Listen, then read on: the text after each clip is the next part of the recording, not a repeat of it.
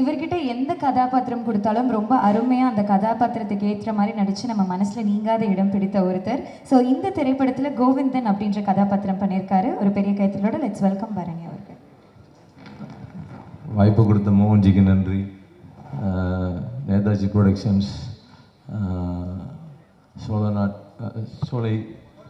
சோலை சக்கரவர்த்தி, சண்முகரால் நல்லதே நடக்கட்டும். ஸோ இது புரியும்னு நினைக்கிறேன் சாருக்கு.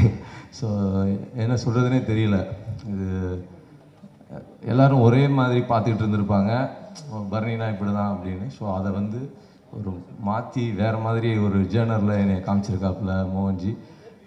படத்துலேருந்து பேசிக்கிட்டே இருக்கோம், அதான் ஏதாவது ஒரு நல்ல விஷயம் செய்வோனேன்னு சொல்லிட்டு. ஸோ அது இறைவனர்களால் இந்த திரௌபதி 2ல் நடந்தேறினதுக்கு இறைவனுக்கு நன்றி சொல்லிக்கிறேன். ஸோ இந்த மேடையில் இருக்க எல்லாருமே என்னுடைய நண்பர்கள். ஸோ எல்லாருக்கூடையும் ஒர்க் பண்ணியிருக்கேன், ரொம்ப சந்தோஷமாக இருக்குது. எங்கள் ஊருக்காரரு ஐயா வேலா ராமமூர்த்தியாக இருக்கட்டும், எங்கள் அண்ணன் நடராஜா இருக்கட்டும். ஸோ எல்லாருமே வந்து எனக்கு வந்து இங்கே உங்களுக்கு நடிகர்கள், எனக்கு எல்லாமே உறவுகள்.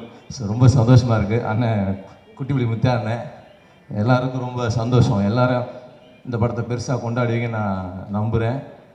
கண்டிப்பாக ஒவ்வொருத்தரும் பார்க்கும்போது தேச உணர்ச்சி பெருக்கெடுக்கும், புல்லரிக்கும், ரொம்ப நல்லாயிருக்கும். அதை தாண்டி மோகன்ஜியோட உழைப்பு அபரிவிதமான உழைப்பு.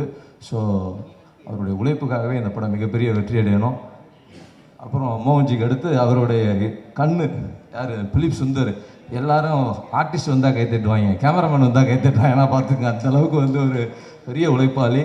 ஸோ ஒரு 500 குடும்பம் கடுமையாக உழைச்சிருக்கு. இந்த தயாரிப்பாளர் அடுத்தடுத்து ஒரு 500 குடும்பம் 1000 குடும்பத்தை வாழ வைக்க தயாராக இருக்கார். ஸோ அதனால் இவரை கெட்டியாக பிடிச்சிக்கிட்டு இந்த படம் ஜெயிச்சிடும்னு நான் தாழ்மையாக கேட்டுக்கிறேன். நன்றி, வணக்கம்.